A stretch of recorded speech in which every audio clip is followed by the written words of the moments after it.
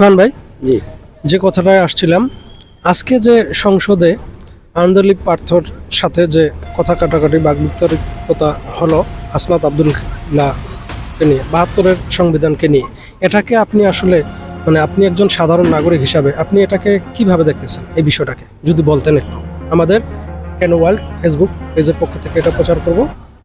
সংবিধান হচ্ছে একটা রাষ্ট্রের দলিল, সবচেয়ে বড় সম্পদ। কিন্তু সেই সংবিধান যদি বিতর্কিত সংবিধান হয় তাহলে সেটা নিয়ে আমাদের ভাবার আছে। সেটারে এই এককভাবে আমরা কোনো বিশ্লেষণে যেতে পারতেছি না, কোনো রাজনৈতিক দলীয় সম্পদ হিসেবেও নিতে পারতেছি না।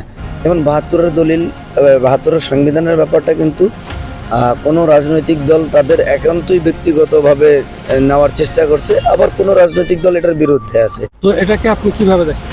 সেই কথাই বললাম যে আন্দালিব রহমান পার্থ উনি যে বললো যে ৭২-এর সংবিধান নিয়ে হচ্ছে ওনাদের যেই ব্যাখ্যা বা যেই পর্যালোচনা, যদি আপনি ব্যক্তিগতভাবে দেখেন যে বেগম খালেদা জিয়া কিন্তু ২০১৬ সালে এই সংবিধান নিয়ে উনি কথা বলছে যে যদি জনতার সরকার আসে বা জনগণের সরকার ক্ষমতায় আসে এই সংবিধান ছুঁড়ে ফেলে দেওয়া হবে।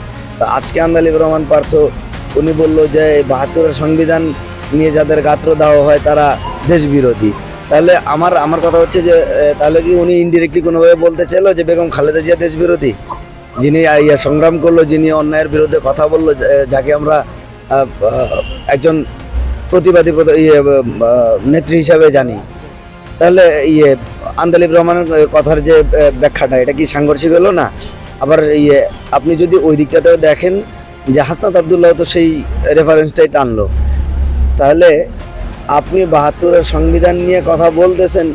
আবার আরেকটা রেফারেন্স যদি আসি, ২০১৭ সালে আন্দালিব রহমান পার্থই বলছিল যে ৭২-এর সংবিধান হচ্ছে একটি সাংঘর্ষিক সংবিধান এবং এই সংবিধানের কোনো ভিত্তি নাই, যদি বিএনপি কখনো ক্ষমতায় আসে এই সংবিধান নাকি ছুঁড়ে ফেলে দেওয়া হবে। তো ২০১৭ সাল থেকে ২০২৬ সালের মধ্যে কি এমন হইলো যে আন্দালিব রহমানের পার্থর বক্তব্যই বদলে গেল? এটা হচ্ছে আমার কথা যে একজন মানুষ আজ থেকে ৮-৯ বছর আগে সংবিধানের বিপক্ষে কথা বলতেছিল বা সংবিধান সাংঘর্ষিক বলছে, আজকে এসে ক্ষমতায় বসার পরে ওনার কাছে ৭২-এর সংবিধান একবার একান্তই আপন হয়ে গেল। আসলে কি ওনারা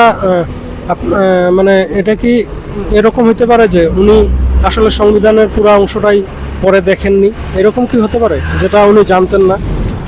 হয়তো বা এমনটা হতে পারে, আবার এমনটা নাও হতে পারে। বা দেখা গেছে যে বর্তমান সময়ের ব্যাপারগুলো যদি আপনি পর্যালোচনা করেন, যে রাজনৈতিক দলগুলোর ব্যাপারগুলো হচ্ছে এরকম যে যাহা আমার পক্ষে তাহাই সঠিক, যাহা আমার বিপক্ষে তাহাই বেঠিক। তো আমার মনে হয় যে সংবিধান নিয়ে যারা কথা বলে তাদের অবশ্যই সংবিধান পুরাটাই পরে দেখা উচিত, জানা থাকা দরকার মনে করি। এটাই তো স্বাভাবিক না? অবশ্যই, কারণ সংবিধান যেহেতু রাষ্ট্রীয় দলিল সম্বন্ধে আপনার সম্পূর্ণ ধারণা রাখা উচিত।